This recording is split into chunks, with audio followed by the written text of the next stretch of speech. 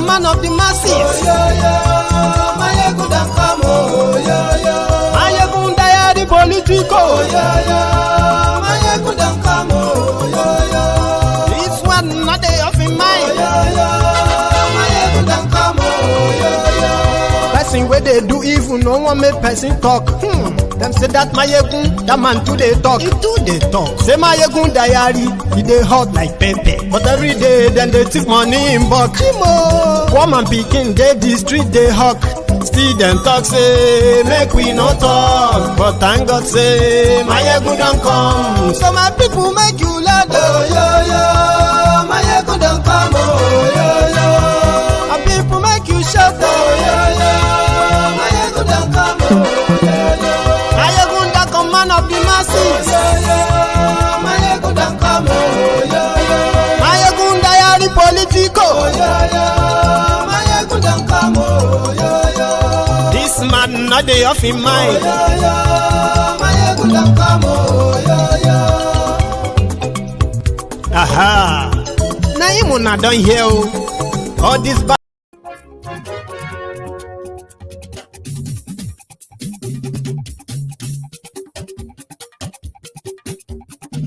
Mayegun la wa mo la mo dodododo. Mayegun diary, Mayegun number one.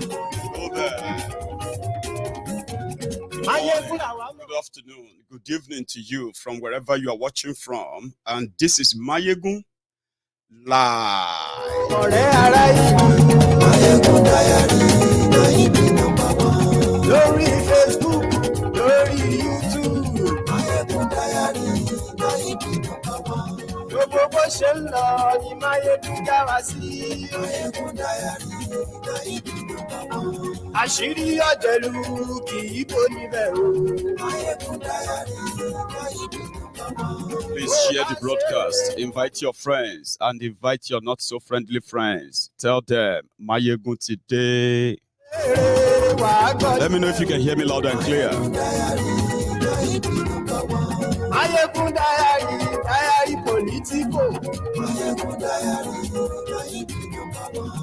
Oyedu àìkọ́ omeriwo ní Jésù onírè ya abakare mama dawora olabori meri Nnamdi win the war. Python that's one, Python that's two, now Python that's a three. Olabori meri Nnamdi win the war. Python that's one, Python that's two. Na Python that's the three. Unabori meri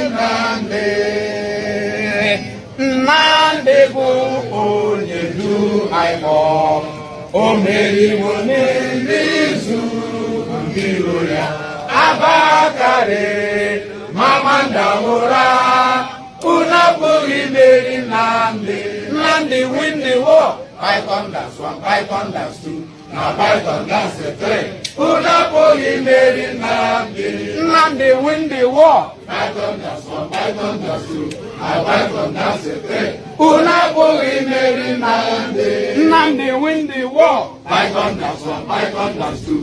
Now Python that's the three. Unabori meri Nnamdi win the war. Python that's one, Python that's two. Now Python that's the three. Unabori meri Nnamdi win the war. Python that's one, Python that's two. Now Python that's the three. Unabori meri Nnamdi.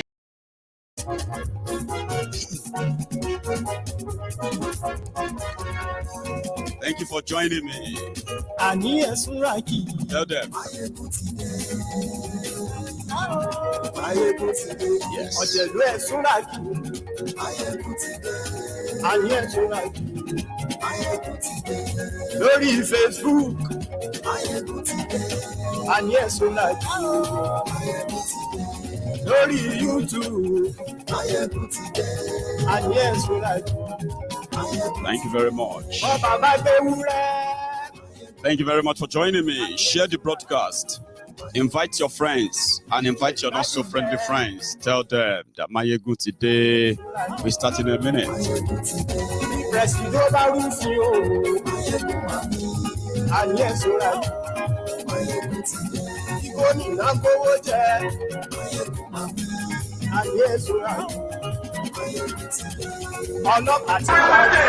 Nnamdi Kanu. The reason why we're here today is to protest the killing of innocent women and children, and men for that matter, all over Nigeria, especially in the northern part of Nigeria. We are not happy, we are not pleased with what is happening, and that is why we're here today. As you can see, there are a lot of Nigerians who are protesting about the killing of families, people who are determined to tear the country apart violently, and it is not something that we support. It is not something that we would like to see continue, and we are here today to send a clear message to the Nigerian government through the High Commissioner that what is happening in the country is unacceptable, and we cannot accept it. If that continues, it will lead to the violent disintegration of the country. There will be no more Nigeria for anyone to go to. There will be no Nigeria for anyone to refer to. In fact, what is happening in Somalia today will be like a tea party. So we cannot allow this nonsense to continue. Something has to be done. And the consequences of the actions of terrorism in Nigeria must be driven home to the people, so that even the terrorists themselves will be able to understand that there is no mileage in where they're going. The only thing they can accomplish is the breakup of Nigeria. If they think that they can cower people, if they think they can force people to be coerced into a religion which is not theirs, then they are clearly mistaken. We are asking for peace, we are asking for people to get together, we are asking for everybody who loves Nigeria, who is associated with that country, to please prevail upon terrorism in Nigeria so we can bring it to an end. That is why a multitude of Nigerians are here today. Those of us in the UK are determined to work with the government for peace. We are determined to work with the international community for peace. But one thing we cannot stomach is a repeat of 1966. What is happening today in Nigeria was the reason why Nigeria fought a bitter civil war for 3 years between 1967 and 1970.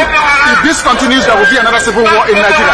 And this time around, no place will be safe in Nigeria. This time around, nobody will be safe in Nigeria. So it is imperative that everybody who has the interest of the country at heart acts now and immediately to stop this nonsense from continuing.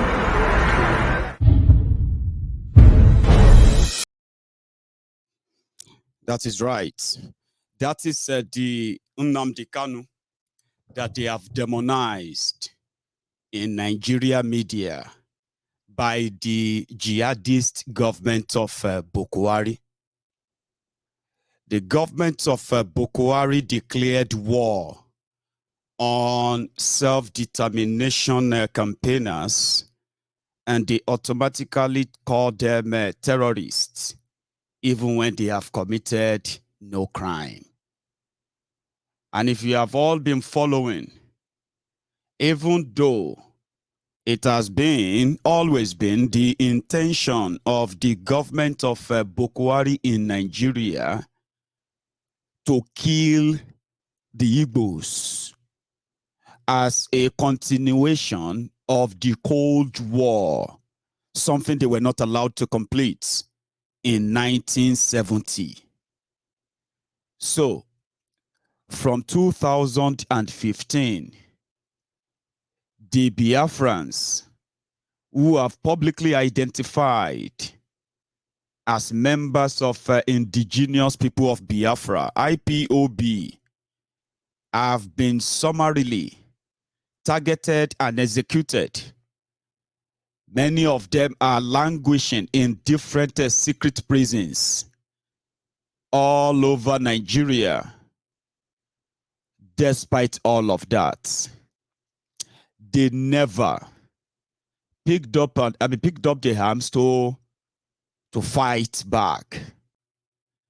But when the Fulani invasion, the Fulani terrorist invasion escalated,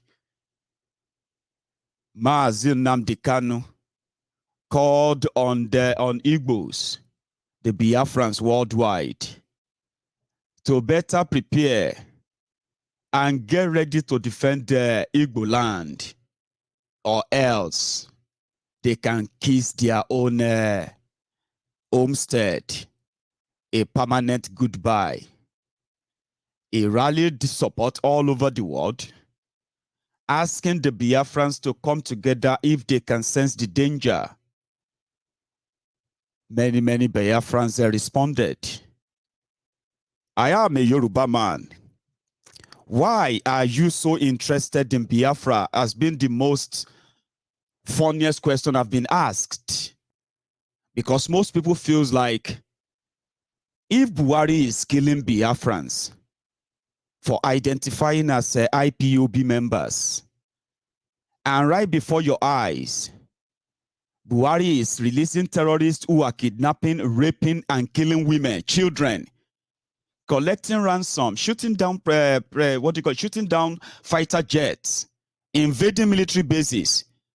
They are called disgruntled young men. But for those who are carrying a placard, smartphone, flags, and every other thing of protest to call the attention of the world to their own advocacy, why they don't want to be part of Nigeria anymore. Nigeria government under Buhari decided to tag them terrorists, even when there is no courts.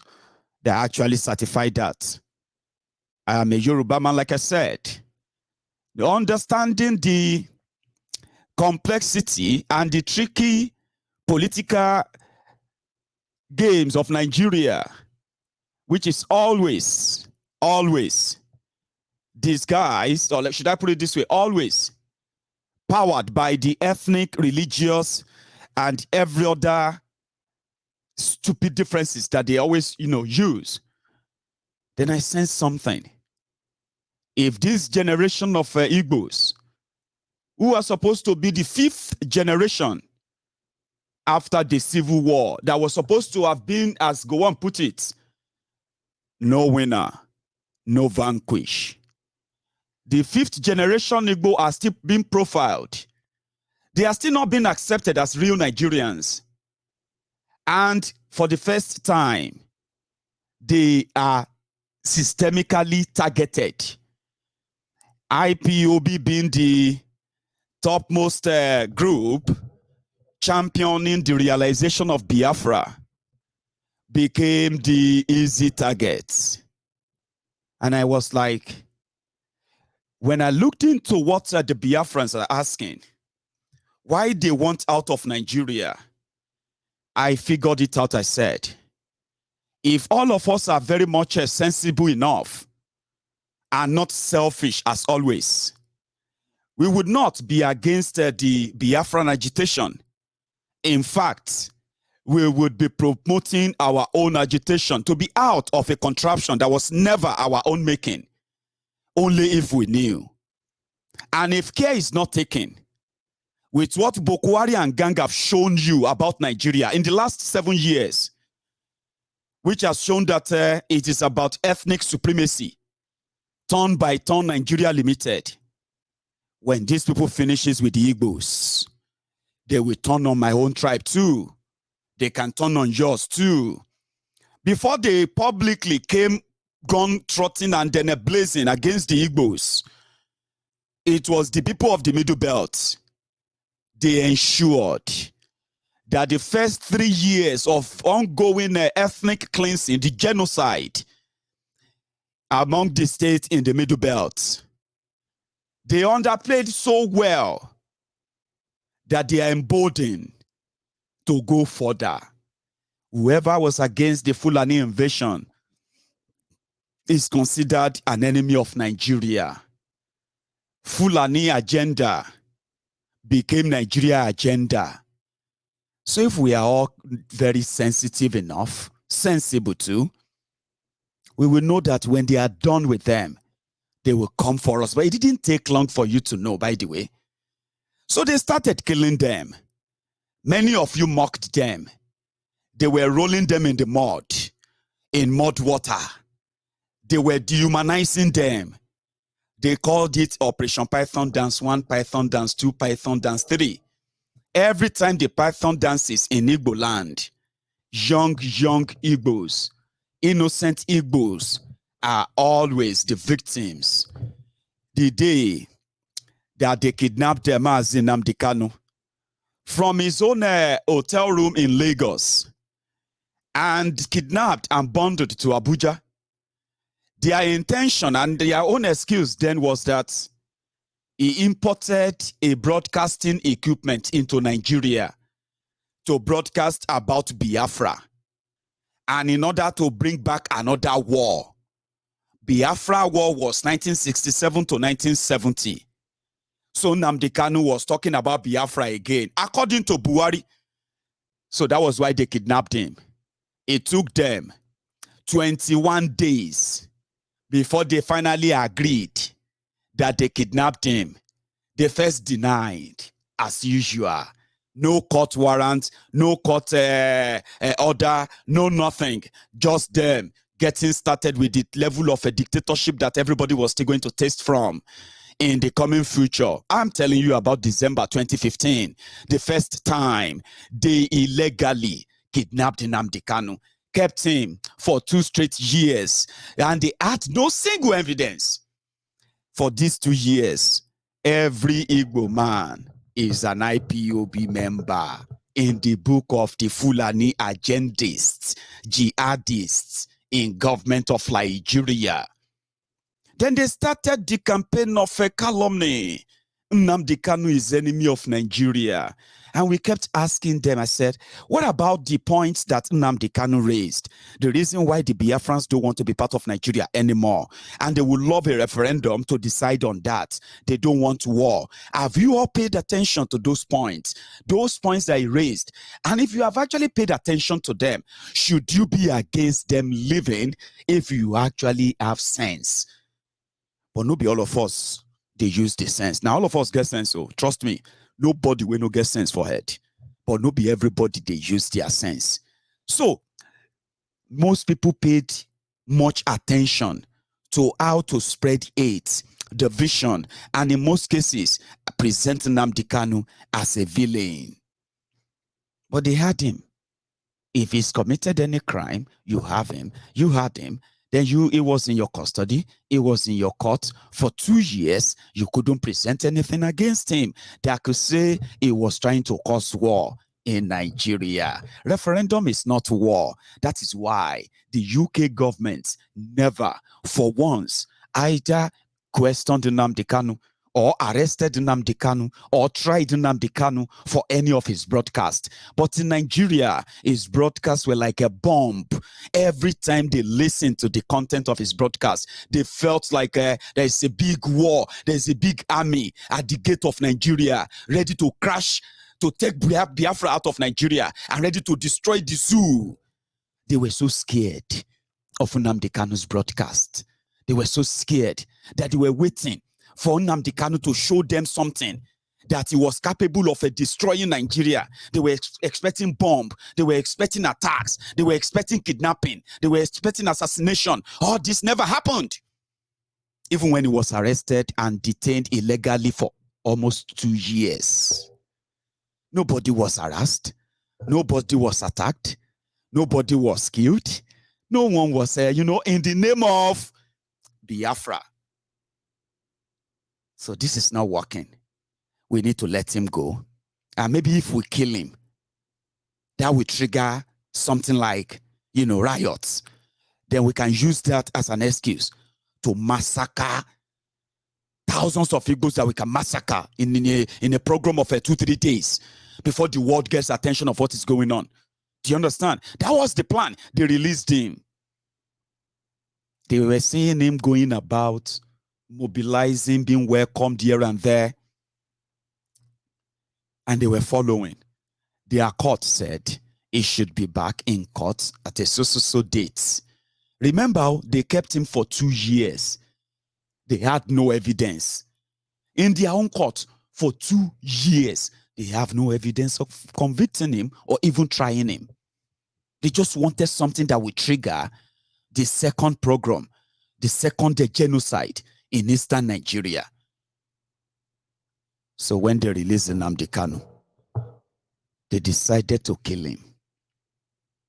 That was when the Operation Python Dance 2 or 3 took place. 28 innocent people were slaughtered and killed. Young people who stood guard at Nnamdi Kanu's house. That is expected in your court. If you want him back, if you want to arrest him again, why don't you wait until your court date? They said because Nnamdi Kanu said the day he goes to court, he goes to Abuja, he was going there to bring the head of Jubri down to Igbo land. And because he said he was going to bring the head of Jubri, that is a Buhari, Nnamdi Kanu must die to trigger a riot, and then that will eventually lead to mass killings. That didn't play out. You know what? Despite killing 28 innocent people in a single day, including the family dog, and the attempt to kill Nnamdi Kanu himself, and somehow he miraculously escaped, just like when they tried to kill Oloye Sunday Igboho, which happened later. Something we have seen years back when we said they are going for the Igbos now. You may laugh, you may feel unconcerned, you may actually project your own, whatever you call it, your own dislike for the Igbos, and tell yourself that they deserve it. But if you can think very well, if you can think around the circumstances that led to them trying to annihilate the Igbos, then you will realize that the same playbook, the same templates is going to be used for you, whoever you are, wherever you are, as long as you are part of Nigeria. When they are done with the Igbos, they will come for the Yorubas. When they are done with the Yorubas, they will go for every tribe that tries to stop them from achieving the caliphate they have always dreamed of by their own Uthman Danfodio. Do you understand that now? So they tried to kill him. They couldn't. And since then, they have been hunting every Igbo man or woman, their business, you know, their properties and everything they know about them. They've become the targets. So therefore, so many Biafrans, so many Igbos, they publicly denounce Biafra. No, me, I don't belong to any, I'm one Nigeria. Do you understand that? That is how much the system in Nigeria threatened and criminalized self-determination. So Nnamdi Kanu became more dangerous than Turuji, the current leader of the terrorist group that they now call bandits in Nigeria. So Nnamdi Kanu resurfaced 2 years after an attempt on his life. And this time around, he came back with even more firestorm. And it is not just what Nnamdi Kanu was saying that became a bigger problem. It is the fact that Nnamdi Kanu that resurfaced started building alliances with other ethnic nationalities in Nigeria. Something that they know, if that should succeed, it will spell doom for this contraption as it is currently structured or arranged. They will never let that happen. In the process, the Fulani terrorists have gained ground. They have gained more notoriety. So Nnamdi Kanu called on the Biafrans, not just the Biafrans. He called on Hausas.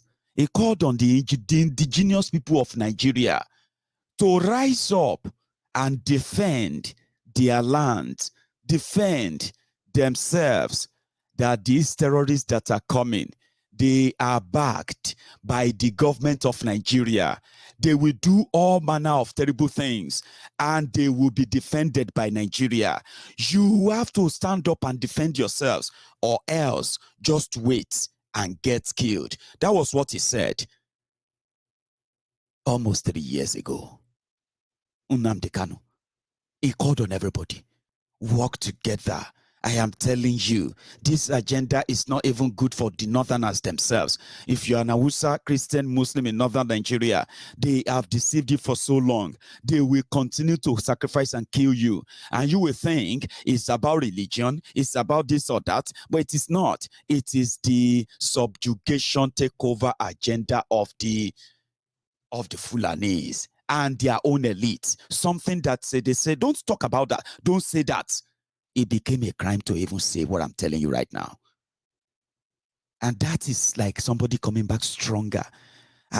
Shebi they talk saying Nnamdi Kanu is a very divisive person. Shebi they say Nnamdi Kanu is this.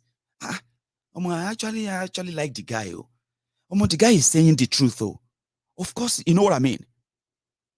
Nnamdi Kanu decided that, okay, we are not just going to talk. we are going to act. We will walk the talk. He started what he called ESN, Eastern Security Network. But Eastern Security Network is not a child of circumstance. When Nnamdi Kanu was on bail and the political class in Igbo land, the governors, when they met with him in Enugu, and they said they wanted to discuss that he should drop the agenda or drop the campaign or slow down on the campaign for Biafra. Nnamdi Kanu gave them 8 points, 8 demand. In that demand, that 8 demand, he said, I will tone down the demand for Biafra if all of you here can guarantee the following and ensure that the following comes to effect right from this moment. And then we can see to that in the next 18 months. He even gave them time, 18 months.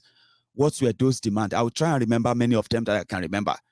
Nnamdi Kanu said, for us to create jobs for the young, jobless people in Igbo land, many of them who have become the victims of the barbarity of what Nigeria has become, you, the Igbo political leaders, governors, you should, with immediate effect, demand for the activation of all the seaports in Igbo land, the seaport in Igbo land, where everyone can actually do their business, importation, exportation via the Igbo land, Biafra land sea. This will create millions of jobs for our jobless young people.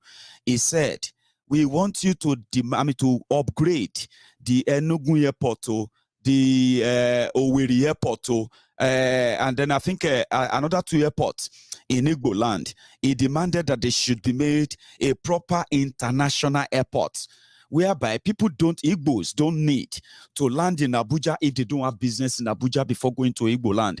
Igbos don't need to land in Lagos if they don't have any business in Lagos. They can go straight to Igbo land. All of this can improve the economy of Igbo land, and the young and the old in Igbo land can lead a reasonable life.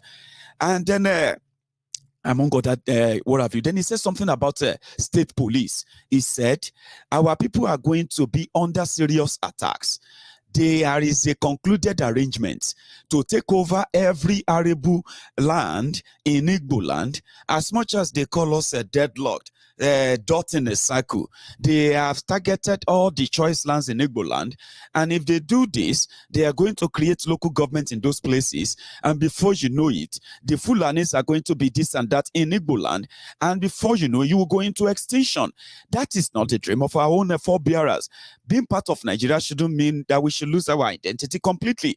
I mean, there is no arrangement that an Igbo man, Igbos will go to any part of northern Nigeria and do the same. Yorubas will go to any part of Igbo land or go to any part of northern Nigeria and do the same. This agenda is by strategy of those who have long dreamt of subjugating us.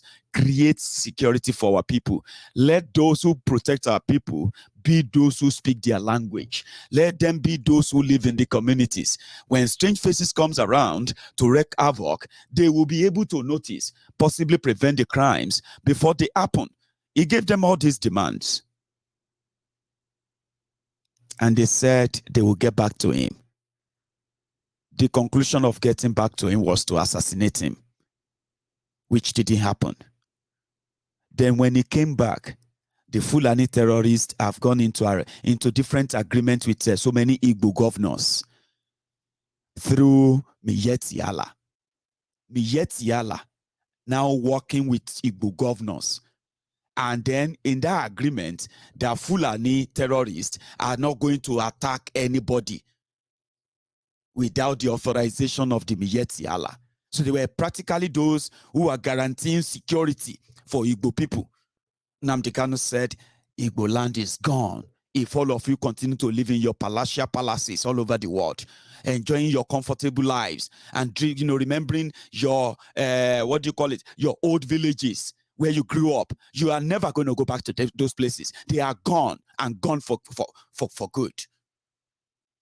So that call wasn't hard for people to respond to.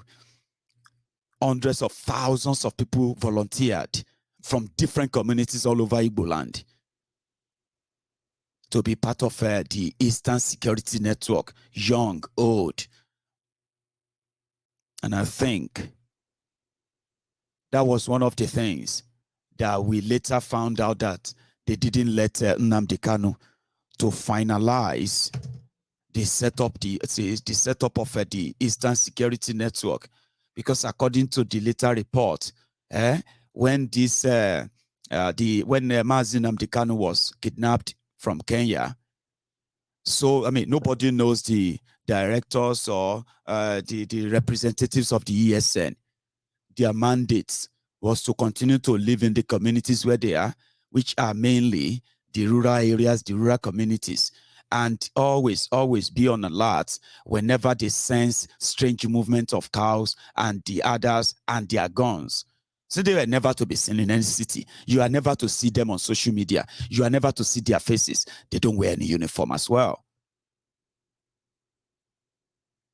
But when Mazi Nnamdi Kanu was kidnapped, some of those who are the leaders of the ESN, they became a target of assassination by the Nigerian government, who we later knew then that 1, 2, or 3, or 4 of them have managed to infiltrate the rank and file of ESN, because it was just like a point and kill situation. That is that person. He is the one in charge of this zone. That is that person. He's going to be at his family house this weekend. He's not been around for the past 3 months. So if you have unknown gunmen anywhere, these are guys who have never really been in cities. But you know what? I know how to get one of them. That's how they killed the consul.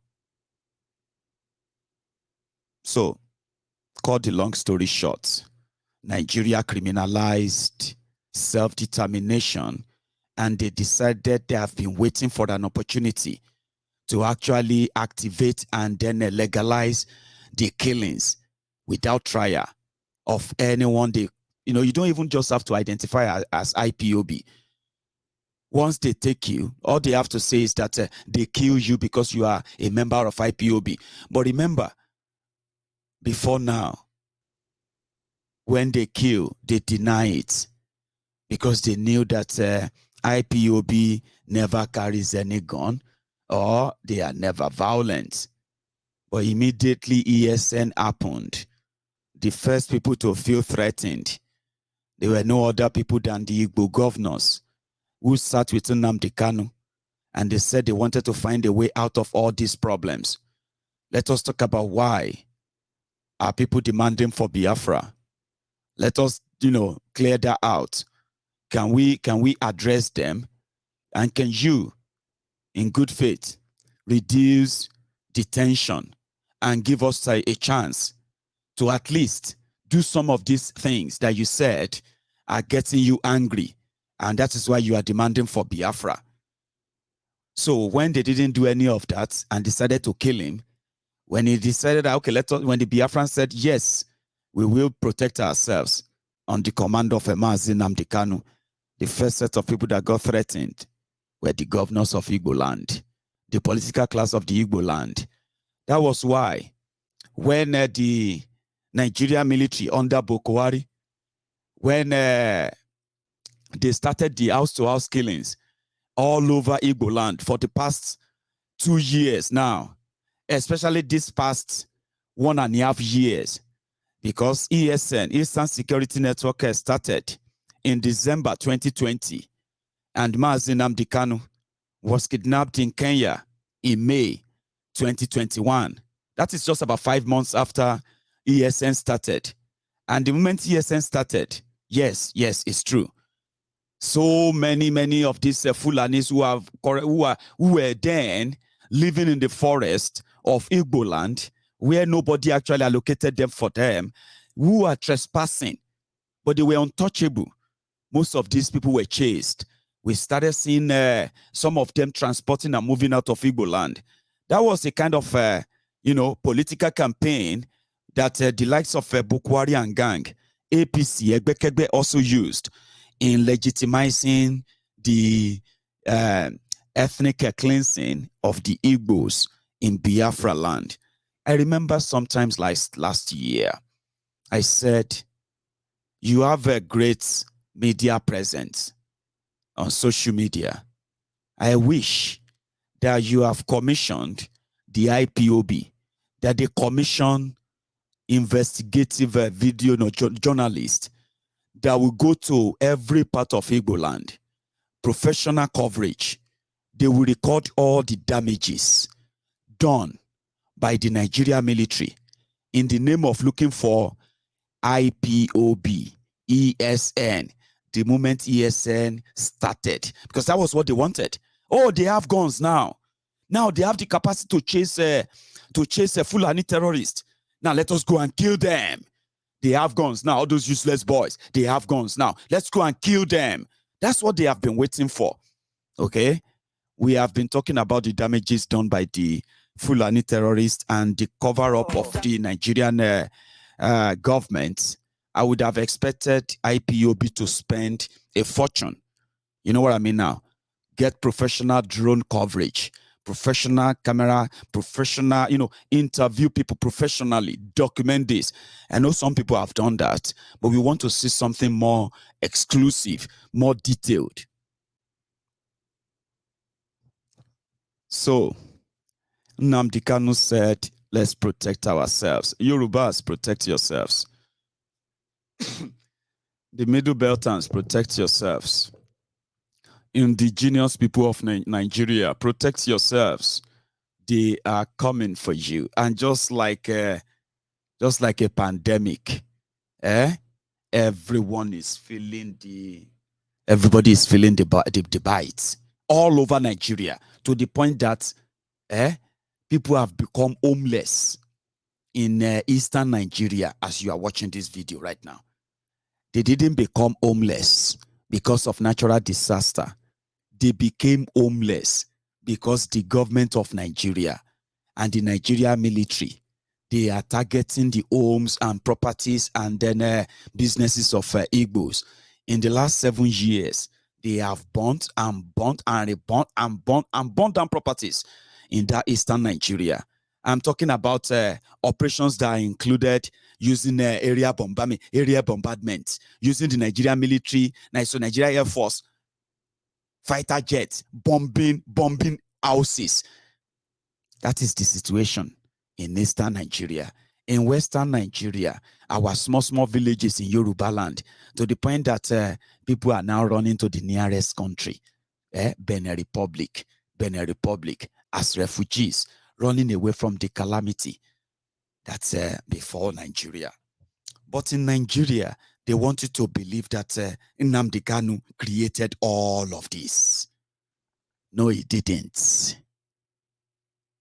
This is like a dream come true for Buhari, but it is not working according to plan. Thank God, this is not 1967 to 1970. Do you understand that it will take you a week to actually get 50% true picture of what is going on in eastern Nigeria? This is 2022, and we should all live up to that.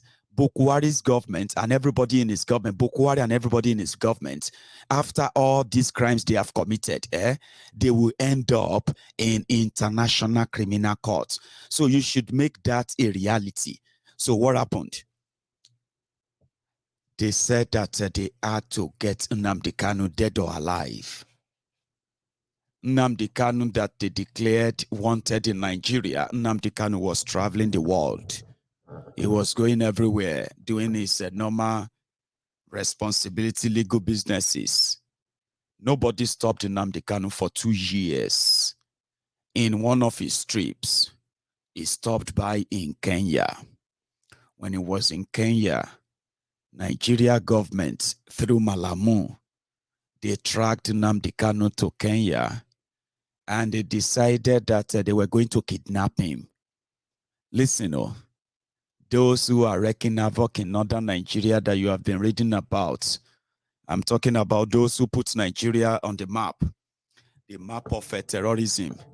Yeah, the Fulani terrorists, the Boko Haram, and the rest of them. Their leaders, are not out of Nigeria. They are inside Nigeria there. But the Buhari's government is asking them to come out and take amnesty and receive pardon and money, rehabilitation and resettlement.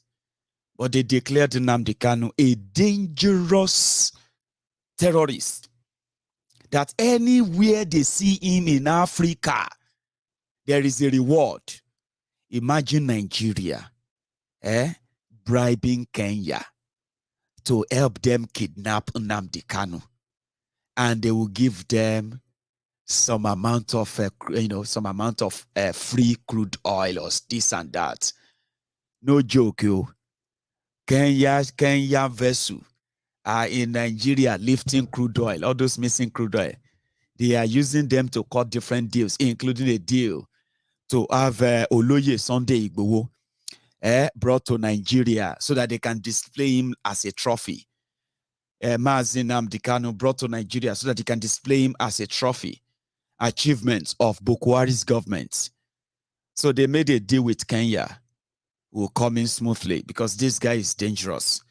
If you see him in your country, help us arrest him and give him to us. We'll give you anything you want. This illegality is called extraordinary rendition. You cannot kidnap anybody from a country and box them into the plane and then move them to another country for any crime whatsoever. And then the country where you are kidnapping them, they have no idea such is happening. That is just to say that their country is unsafe. Anybody can come into their country and kidnap anybody and they will never have an idea. So it puts their own sovereignty, safety, legitimacy to question. So it's not something that the international community really feel cool with. So in this regard, Kenya and Nigeria committed an extraordinary rendition in kidnapping Nnamdi Kanu, a crime they committed in their pursuit of fighting a crime they said Nnamdi Kanu committed. That's how Nnamdi Kanu got back to Nigeria. And since Nnamdi Kanu got to Nigeria, the numbers of unknown gunmen, as they call them, politically sponsored criminals, who all started from Imo States, where Hopeless Uzodijo is the recruiter-in-chief. Hopeless Uzodigba is the replica of El Rufaya of Kaduna, is the gatekeeper of hell, is the one who opened the gate of hell and let all the principalities access Igbo land. Since then, the money they gave to him for Ruga, I don't know if many of you still remember that, 10 billion naira for Ruga, something that is meant to provoke the anger and then unsettle the Igbo people in Igbo land, championed by a supposed Igbo man. They gave him over 10 billion naira. They gave the same $150 million to Devulu Mayi. And you remember, you can tell these two governors in Igbo land, they have been more aggressive towards the IPOB because the agenda was to what? Help us crush them. We have going to have Nnamdi Kanu by all means. Don't worry, we'll get him. But we want you to crush and let us give us this access. And that is why what you are seeing in Igbo land today is not just Buhari that will go to jail. It's not just Malamun that will go to jail. Some of those Igbo governors are going to go to jail. By the time you begin to pin them down, you will realize many of them who got involved in this kidnapping of Nnamdi Kanu